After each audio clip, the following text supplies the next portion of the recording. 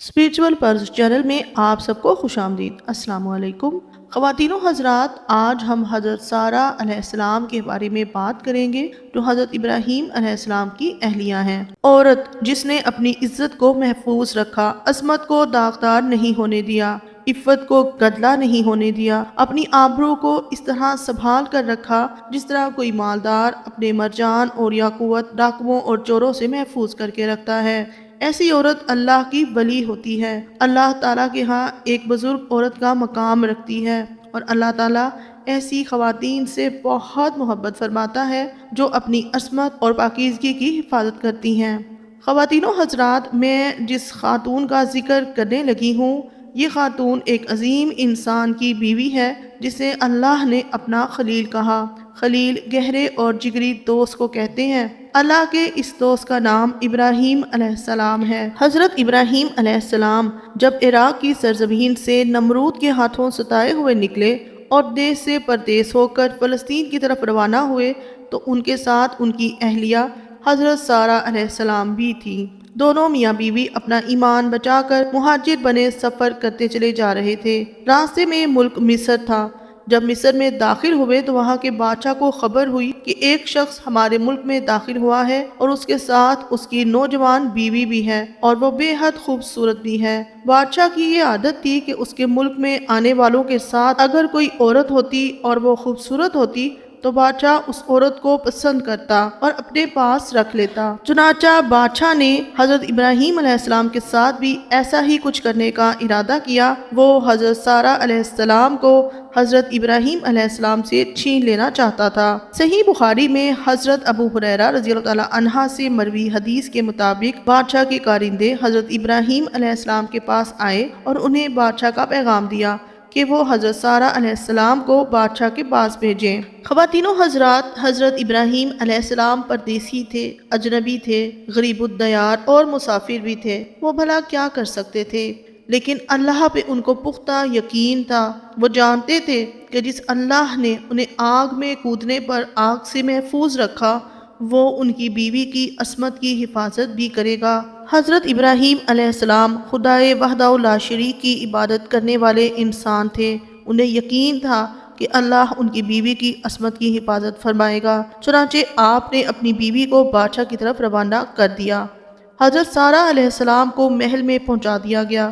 بادشاہ ان کے حسن کے بارے میں اپنے کارندوں سے آگاہ ہو چکا تھا۔ اس کی نیت جو پہلے سے ہی خراب تھی، اب حضرت سارہ علیہ السلام کا حسن و جمال دیکھ کر اس کا ارادہ مزید پختہ ہو گیا۔ چنانچہ وہ حضرت سارہ کی طرف متوجہ ہوا۔ جیسے ہی حضرت سارہ علیہ السلام نے دیکھا کہ بادشاہ بری نیت اور ارادے کو لیے میری طرف آ رہا ہے، آپ اٹھ کھڑی ہوئیں۔ آپ نے وضو کیا اور نماز پڑھنا شروع کر دی۔ بادشاہ یہ منظر دیکھتا رہا اور انتظار کرتا رہا کہ یہ خاتون کب اپنی عبادت سے فارغ ہو اور میں اپنی طلب پوری کروں۔ ادھر حضرت سارہ علیہ السلام اپنے رب سے، اللہ تبارک و تعالیٰ سے باتیں کر رہی تھیں۔ جو اپنے رب کے حضور نماز میں کھڑا ہوتا ہے تو وہ اپنے اللہ سے باتیں کرتا ہے۔ میں اور آپ بھی تو اللہ سے باتیں کرتے ہیں۔ حضرت سارہ علیہ السلام نے اپنے رب سے اپنی مشکل کے بارے میں جو بات کی، اللہ کی قسم انتہائی باکمال کی۔ آپ نے فرمایا، یا اللہ، اگر میں تجھ پر ایمان لائی ہوں، تیرے رسول پر ایمان لائی ہوں، اپنے خاوند کو چھوڑ کر میں نے اپنی عزت و عصمت کو داغدار نہیں ہونے دیا، تو پھر اے میرے مولا، اس کافر کو مجھ پر مسلط نہ ہونے دے۔ خواتین و حضرات، جب بھی کوئی مشکل آئے، کوئی پریشانی ہو اور آپ کسی طوفان میں پھنس جائیں تو صرف اللہ کو پکاریے، کیونکہ اللہ ہی ہے جو ہمیں کسی بھی طوفان سے اور کسی بھی پریشانی سے بچا سکتا ہے۔ حضرت سارہ انتہائی مشکل میں تھی اور اس وقت آپ نے اپنے اللہ کو پکارا۔ حضرت سارہ علیہ السلام نے واویلا نہیں مچایا، یہ نہیں فرمایا کہ میں ہی کیوں اس مشکل میں پھنس گئی، میرے اللہ، کیا تو مجھے بچا نہیں سکتا تھا؟ نہیں، بلکہ آپ نے پکارا کہ اللہ، میں اس مشکل میں پھنس گئی ہوں اور تیرے سوا مجھے کوئی بچا نہیں سکتا۔ اس مشکل سے نکلنے کے لیے اپنے اللہ کے ہاں کسی کا واسطہ نہیں ڈالا، کوئی وسیلہ نہیں ڈھونڈا۔ اگر وسیلہ ڈھونڈا تو صرف اللہ کی عبادت میں۔ آپ نے نماز ادا کی اور نماز کے ذریعے اپنے رب سے مدد طلب کی۔ اللہ کی یہ ولی عورت ایمان کے بعد اپنے جس عمل کا وسیلہ اپنے رب کے حضور ڈالتی ہے وہ پاک دامنی کا وسیلہ ہے۔ اللہ اکبر! پاک دامنی کتنی بڑی چیز ہے، کتنا اعلیٰ عمل ہے، یہ کس قدر خوبصورت نگینہ ہے جسے حضرت سارہ علیہ السلام نے سنبھال کے رکھا۔ ایک ایسا چمکدار ہیرا جس پر اللہ کے خلیل کی بیوی نے گرد بھی نہیں پڑنے دی۔ اللہ اکبر! یہ کتنا بڑا اور شاندار عمل ہے۔ عزت کی حفاظت واقعی بہت بڑا عمل ہے۔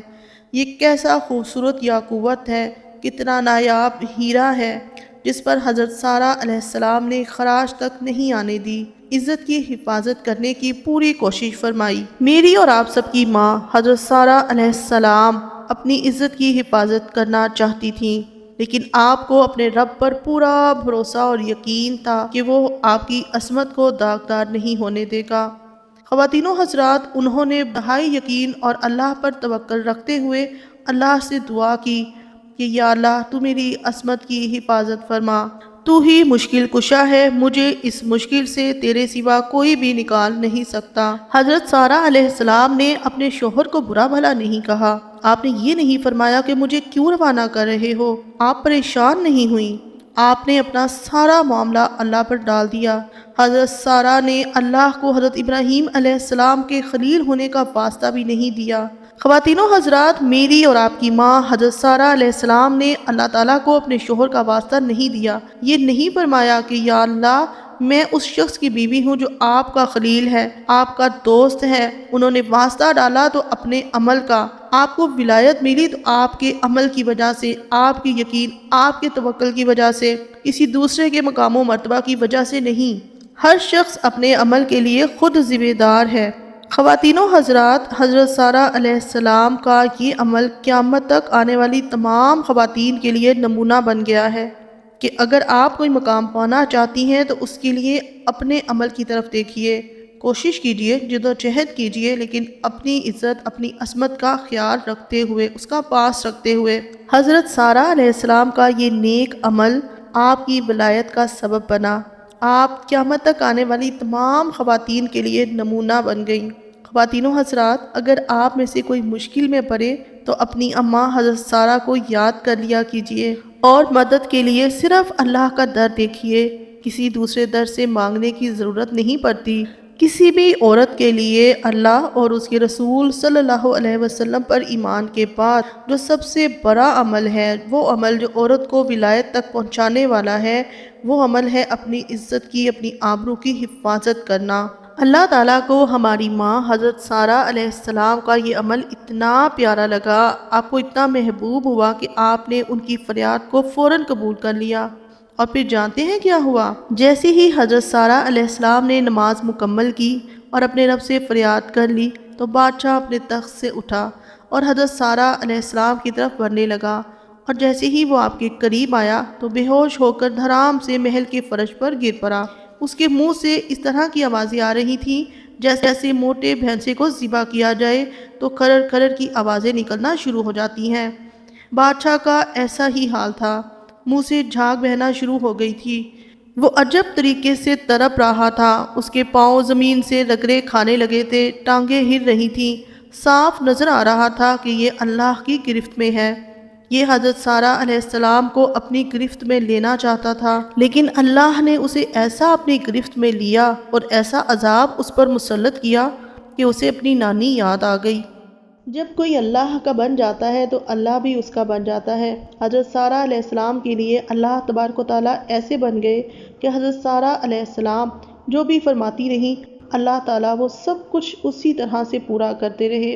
حضرت سارہ علیہ السلام کو خیال آیا کہ اگر یہ بادشاہ اسی طرح مر گیا تو پھر کیا ہوگا، کہیں اس کے قتل کا الزام مجھ پر ہی نہ لگ جائے۔ یہ خیال آتے ہی حضرت سارہ علیہ السلام نے اپنے رب کے حضور فریاد کی، مولا کریم، اگر یہ مر گیا تو یہی کہا جائے گا کہ اس عورت نے بادشاہ کو مار دیا ہے۔ اللہ تبارک و تعالیٰ نے حضرت سارہ علیہ السلام کے خدشہ کے مطابق ان کی خواہش کو پورا فرمایا اور بادشاہ کو بالکل ٹھیک کر دیا۔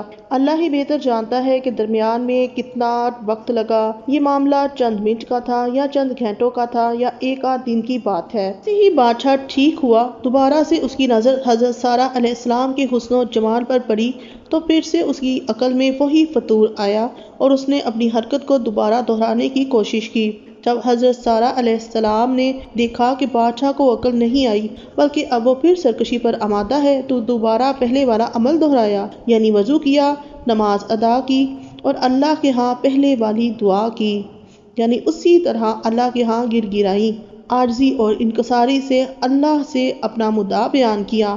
نماز سے فارغ ہوئی تو بادشاہ آگے بڑھا، وہ دوسری بار پھر نیچے گرا اور پہلے والی حالت سے دوچار ہو گیا۔ حضرت سارہ علیہ السلام نے دوبارہ اپنے رب سے وہی التجا کی کہ اے اللہ، اگر یہ مر گیا تو الزام اس کے مرنے کا تیری اس بندی پر ہی آئے گا۔ کیا مقام و مرتبہ ہوگا حضرت سارہ علیہ السلام کا، اور کیا اللہ سے ان کا رابطہ ہوگا؟ اللہ اللہ، جیسے جیسے وہ اللہ تعالیٰ سے کہتی گئیں، اللہ تبارک و تعالیٰ بالکل ویسا ہی کرتے رہے اور آپ کی ہر بات پوری ہوتی گئی۔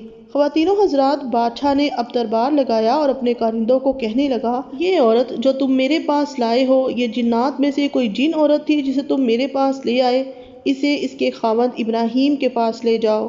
محسوس ہوتا ہے کہ وہ کارندے جانے لگے تو بادشاہ نے انہیں کہا کہ ٹھہرو، یہ لڑکی ہے، اس کا نام ہاجرہ ہے، اسے اس خاتون کے سپرد کر دو کہ اسے ساتھ لے جائے۔ حضرت سارہ علیہ السلام کی کرامت دیکھیے کہ وہ بادشاہ جو حضرت سارہ علیہ السلام کے حسن و جمال میں گرفتار ہو کر انہیں اپنے پاس جبراً رکھنا چاہتا تھا، اپنی بیٹی کو خادمہ بنا کر حضرت سارہ علیہ السلام کے سپرد کر رہا تھا۔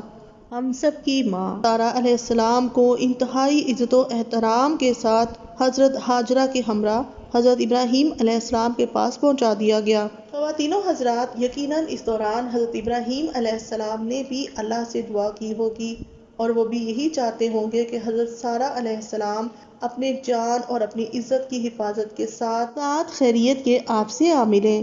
یقیناً حضرت ابراہیم علیہ السلام حضرت سارہ علیہ السلام کو بخیر و عافیت آتا دیکھ کر بے حد و بے حساب خوش ہوئے ہوں گے۔ حضرت ابراہیم علیہ السلام ایک اور لڑکی کو ساتھ دیکھ کر تھوڑا حیران بھی ہوئے۔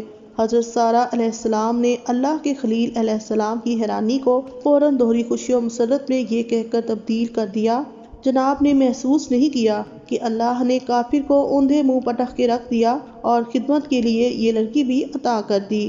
اس بہت خوبصورت واقعے سے ہمیں یہی سبق ملتا ہے کہ ہمیں اپنے ہر معاملے میں صرف اللہ سے رجوع کرنا چاہیے، اسی سے دعا مانگنی چاہیے، اسی پر توکل کرنا چاہیے اور وسیلہ بھی صرف اسی کی ذات کو بنانا چاہیے۔